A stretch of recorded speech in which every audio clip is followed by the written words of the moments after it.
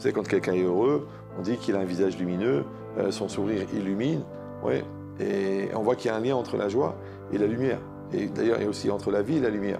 Imaginez une personne qui est dans une pièce. Dans cette pièce, elle est entièrement noire. Et puis la personne, elle avance dans la pièce, et puis elle touche un mur. Elle, dit, ah, elle se rend compte qu'il y a un mur, donc elle avance, elle trouve un tissu. Ah, elle a compris. Donc ça veut dire qu'il y a un tissu sur le mur ou sur une fenêtre.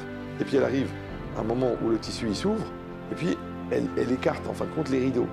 Et en écartant les rideaux, eh bien, la pièce est illuminée d'une lumière très forte parce que dehors, c'était une très très forte lumière. Au-delà du fait qu'il faut chercher à mettre de la joie dans la maison, il faut aussi lutter contre ce qui enlève la joie.